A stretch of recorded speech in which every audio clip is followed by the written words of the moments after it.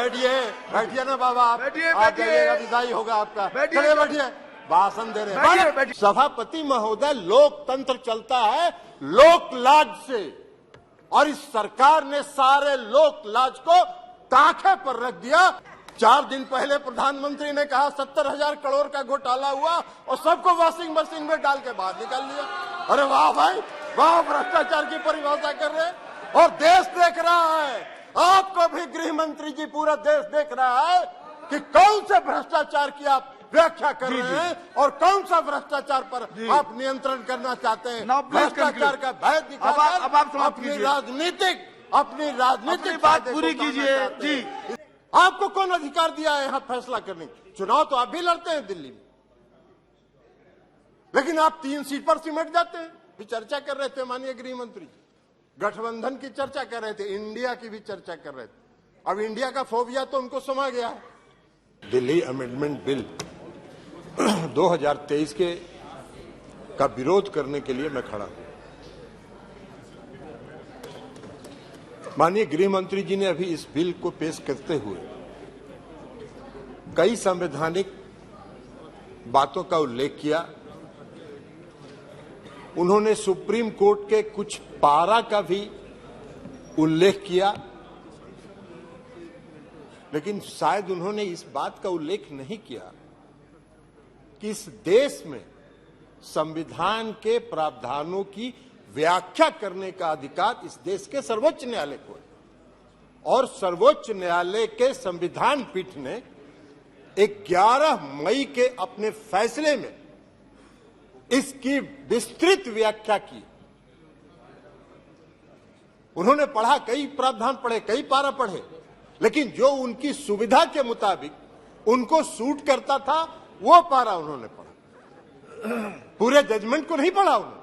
पूरे जजमेंट में विस्तृत तौर पर सर्वोच्च न्यायालय ने इसके दिल्ली के क्षेत्राधिकार के मामले में व्याख्या की है, संविधान की व्याख्या की है, कानून की व्याख्या की है।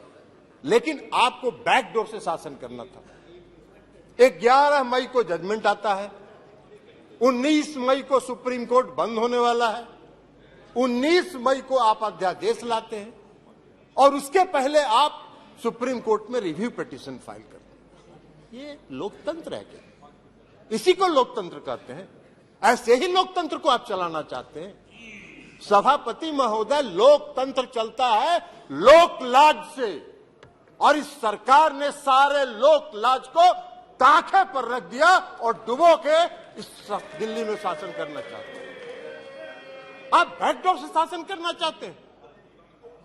अभी माननीय गृह मंत्री जी ने बिल को पेश करते हुए कहा कि दिल्ली की सरकार 2015 में ऐसी बन गई कि जो भ्रष्टाचार के मामले में जिसका काम ही नहीं है सेवा करना। अरे सेवा दिल्ली की सरकार जनता की सेवा कर रही है कि नहीं कर रही है, यह फैसला तो करने का अधिकार दिल्ली की जनता को। आप कैसे बैठ के यहां फैसला कर सकते हैं? आपको कौन अधिकार दिया है यहां फैसला करने? चुनाव तो आप भी लड़ते हैं दिल्ली में, लेकिन आप 3 सीट पर सिमट जाते हैं। 3 सीट पर सिमट जाते हैं और उसके बाद भी कहते हैं कि वाह भाई दिल्ली में जो सरकार है उसको सेवा का काम ही नहीं कर रही है। कौन सा काम आप व्याख्या कर रहे हैं? आपने दिल्ली के एमसीडी को सारे लोगों को मिला के एक एमसीडी किया, क्या हुआ? हासिल आपका दिल्ली के एमसीडी के चुनाव में भी आप हार गए, फिर भी आप बोलने में बात नहीं आ रहा है, फिर भी आप बोल रहे। तो लोक लाज जब आप ताखे पर रख दीजिएगा तो यही होगा, क्योंकि आपने लोकतंत्र को समाप्त करने का निर्णय किया।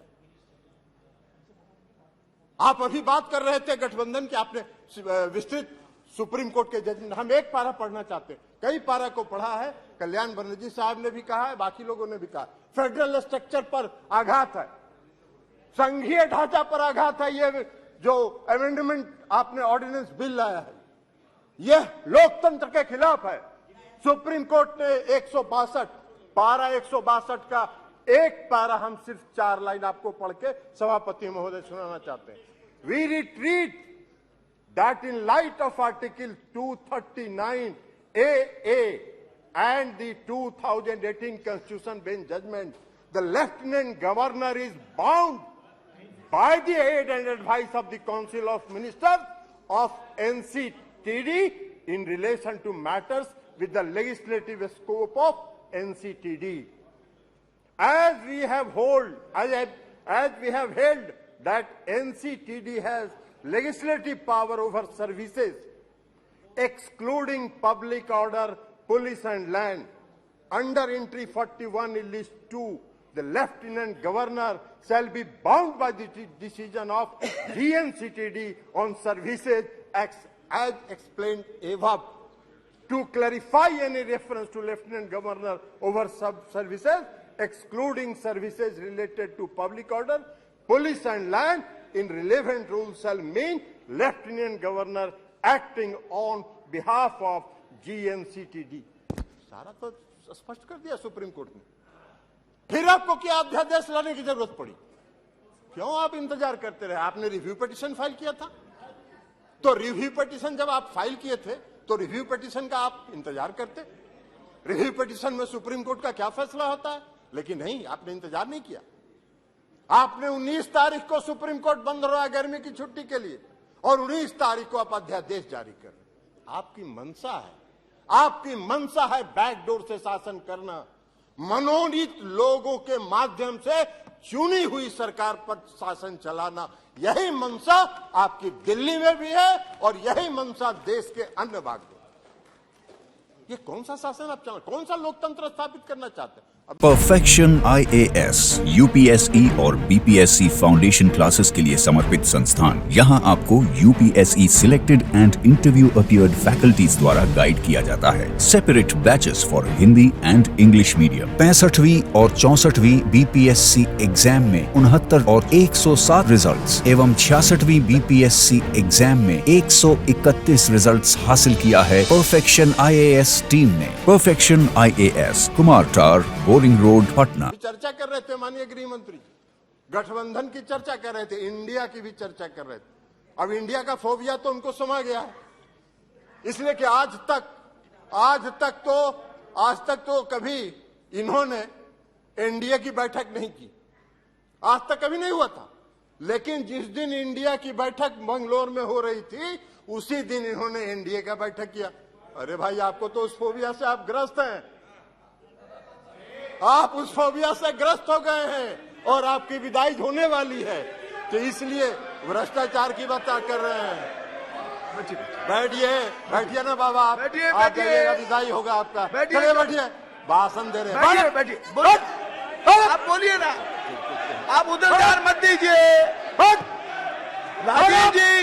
राजीव रंजन जी, उधर ध्यान मत दीजिए। Address the chair only, address the chair only. केवल आपकी बात रिकॉर्ड में जा रही है, किसी अन्य की बात रिकॉर्ड में नहीं जा रही है। आप please address the chair and please and try to conclude also please. इसलिए सभापति महोदय, please sit down, please sit down. No, बैठिए, आप बैठ जाइए प्लीज, आप बोलिए। इसीलिए सभापति महोदय, अभी माननीय गृह मंत्री जी चर्चा कर रहे थे,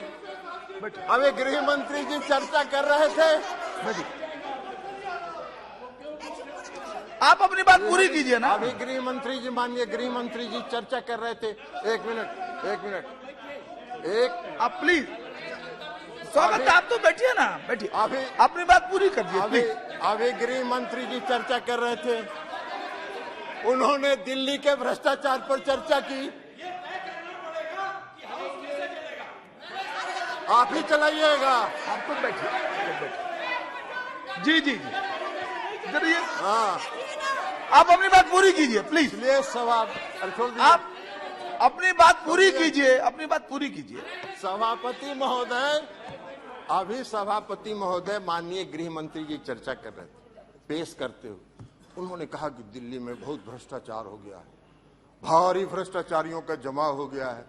महाराष्ट्र के बारे में उन्होंने चर्चा नहीं की। 4 दिन पहले प्रधानमंत्री ने कहा 70,000 करोड़ का घोटाला हुआ और सबको वॉशिंग मशीन में डाल के बाहर निकाल लिया। अरे वाह भाई वाह, भ्रष्टाचार की परिभाषा कर रहे हैं और देश देख रहा है।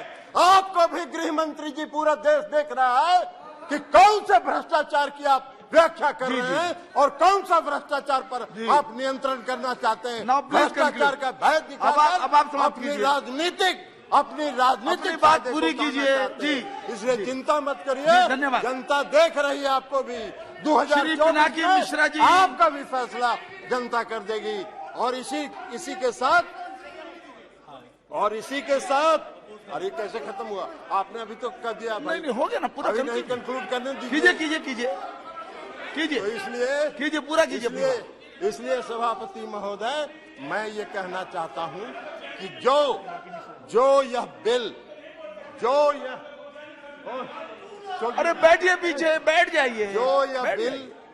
यह बिल जो आया है, यह बिल लोकतंत्र का विरोधी है। लोकतंत्र को समाप्त, वैसे इनकी मंशा है, इस सरकार की मंशा है लोकतंत्र के सारी संस्थाओं आपने कह दी अपनी बात, आपने सारी बात कह दी है। संस्थाओं को ध्वस्त करना इनकी मंशा है। Thank you. ये कर रहे हैं, लेकिन यह लोकतंत्र विरोधी है, संघीय ढांचा के खिलाफ है। पिनाकी मिश्रा जी, इसलिए हमारी पार्टी और हम लोग इसका विरोध करते हैं।